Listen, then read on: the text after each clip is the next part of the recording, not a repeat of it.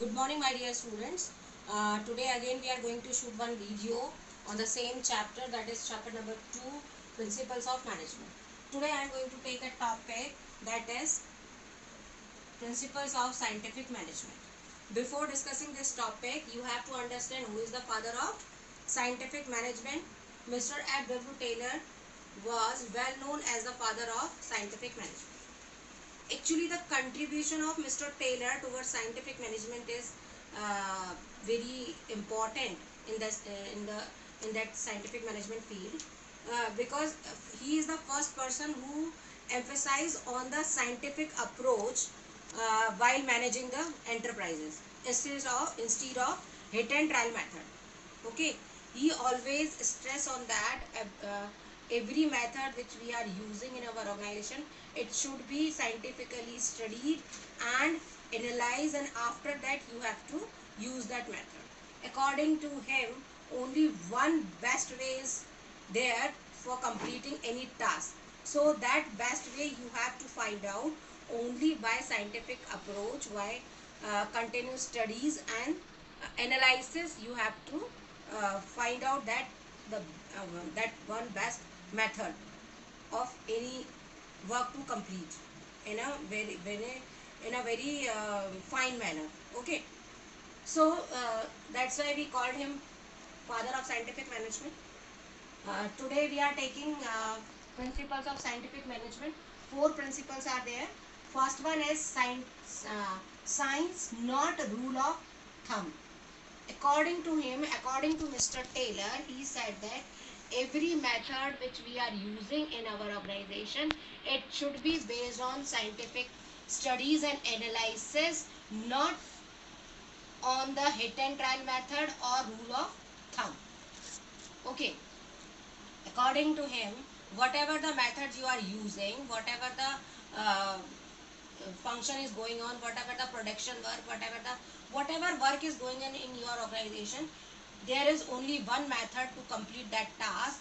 For that you have to find out that best method on the basis of scientific approach. Okay, so he said always whatever the method you are using, it should be based on uh, scientific approach, studies and analysis and experimentation, not hit and trial method. Okay, not it is like that first you will do that work in any way, and then you will try 2 or 3 ways, and then you have to find out the best way. Instead of it, you have to analyze it, you have to study it, analyze it, and then you have to find out the best way. Okay, so come to the next, that is harmony not discord. Harmony, according to him, harmony not discord means there is complete harmony between the attitude and behavior of workers as well as management towards each other. Okay, for that he stress on mental revolution. Mental revolution. Mental revolution means change in attitude of workers and management towards each other. Means actually always management and workers are in opposite parties. Okay, always management want more and more work at less cost, and workers want more and more salary by less of work. Okay, so they are always in their opposite parties. But according to this that Mr. Taylor emphasized that always management work in a paternalistic style, means they always think about the benefits of workers so that they can give their best.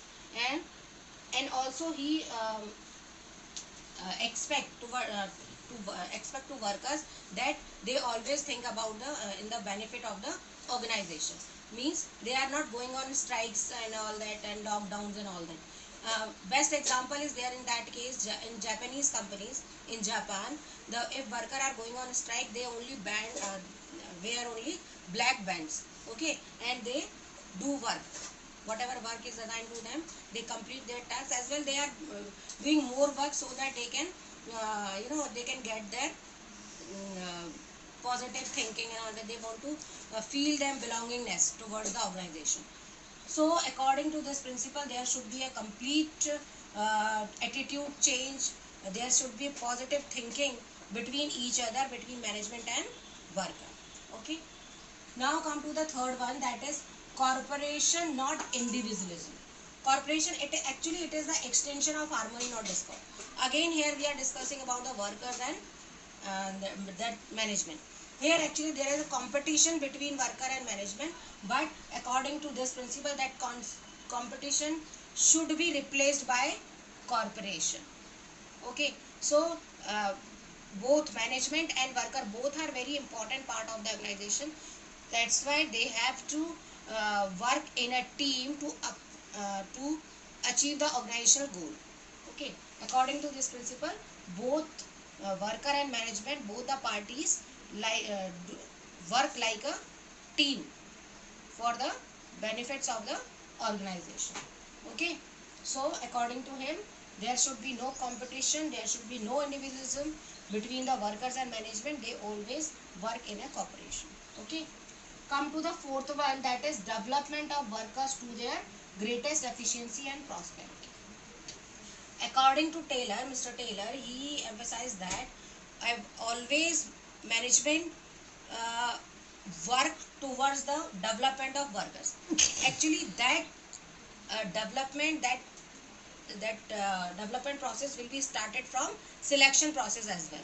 Actually, at the time of selection, whatever they have selected, the person should be the work or the work you have assigned to that person. It should be based on their capabilities and their qualities. Okay, and after selection of them, if and give them proper training, give them proper developmental training, and so that they can uh, grow their self at their greatest efficiency and prosperity, so that there should be increase in their efficiency of working. Okay, and they should work in a prosperous environment in the organization. So according to this principle, management always think for workers, they should develop them, they should select them according to their capabilities, and assign them work according to their capabilities and qualities, and give them training accordingly, so that they can improve their self up to their greatest efficiency and prosperity. Okay, so now the next part of this chapter is techniques of scientific management. Okay, now we are discussing the techniques of scientific management. Actually, techniques are useful for the application of scientific principles. Scientific principles which we are using, that is, that techniques are helpful to for the application of these scientific principles. Okay, so first technique which is given by Taylor is functional foremanship. Functional foremanship means, according to this technique, that one manager one worker should be instructed by several foremen, several in charges are there, who give them uh, direction how to complete the task. Actually, according to actually that technique is a direct controversy or controversial to the one principle of management, that is unity of command. According to this principle, there should be only one boss for every that subordinates or workers, but according to there is 8 in charges. Okay, for one worker. Actually, by this technique, Taylor emphasized on the specialized work.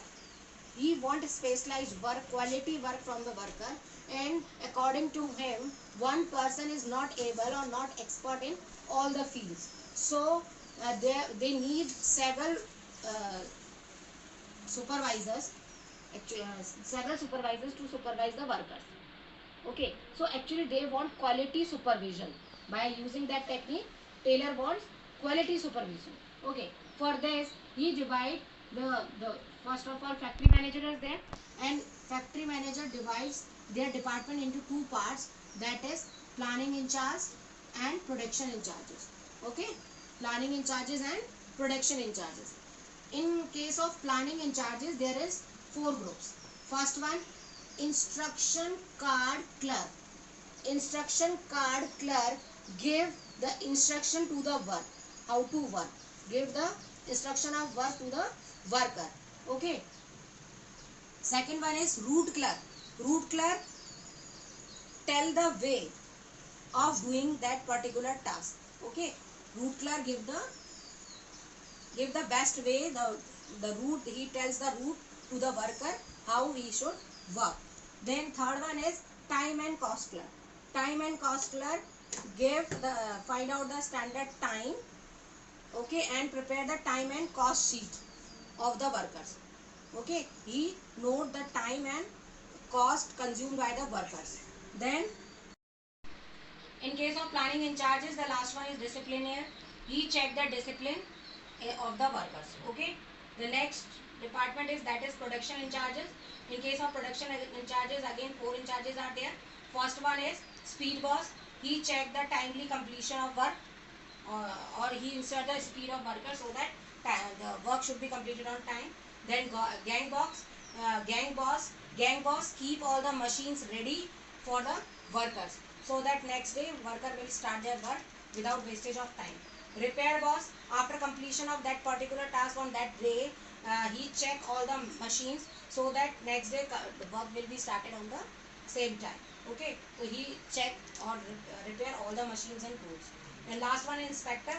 Inspector ensure the quality of work which is done by the workers. So in this way, that one worker is supervised by 8 in charges. Okay.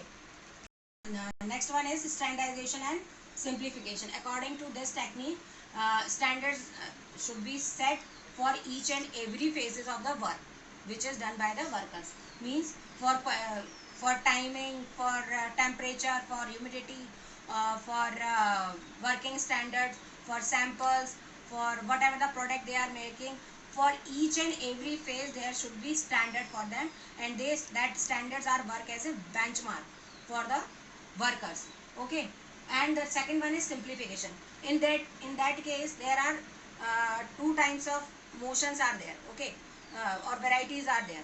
So first of all they have to analyze the work of worker, and then they have to find out the productive and unproductive task which is going on in the organization.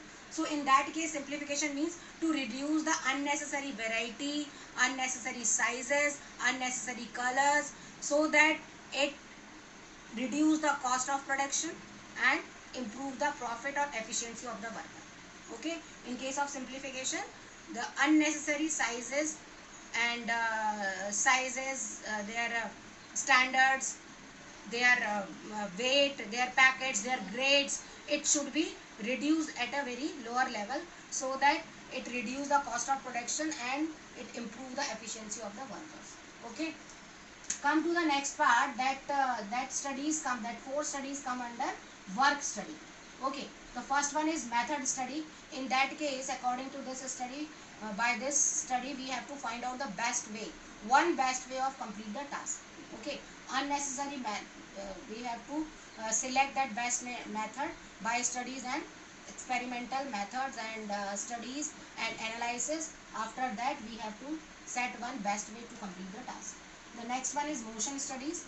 In case of motion studies, we have to analyze the work work of workers. When they are working, we have to observe the working of workers very keenly so that we can easily find out the unnecessary and necessary motions.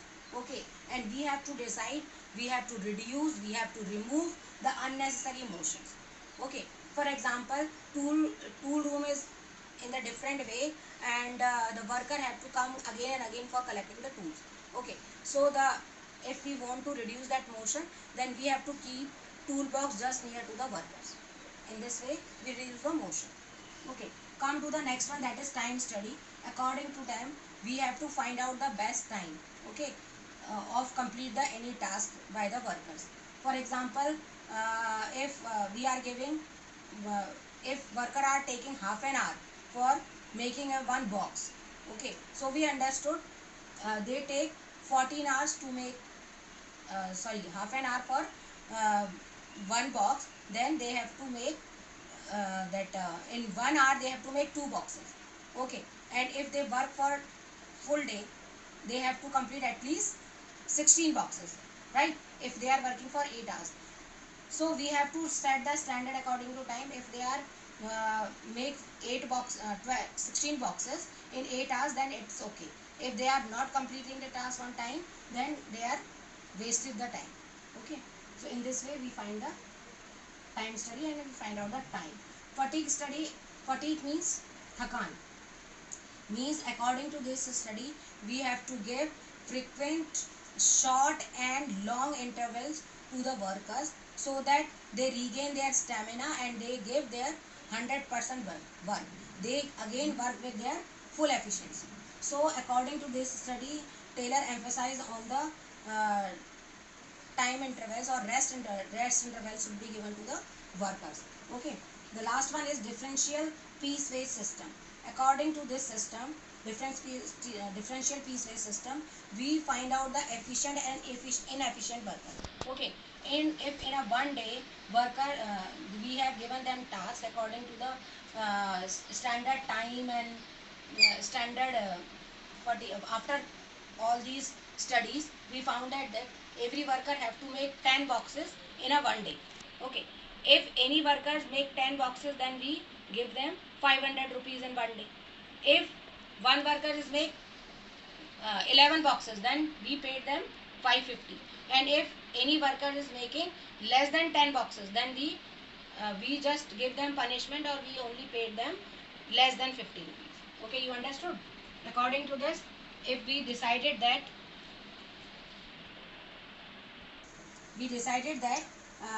if in a one day one worker is making 10 boxes, okay, in one day, then we have to pay them 500 rupees. If any worker made 11 boxes, then we paid them rupees 550. If less than 10 boxes, then we provide them less than 500. Okay, understood? So by this way we can find out the efficient and inefficient worker, and we motivate the efficient worker to do better, and we demotivate the inefficient worker. Okay, so by this way this chapter is completed by this video, and you have to stay at home, keep learning, and goodbye.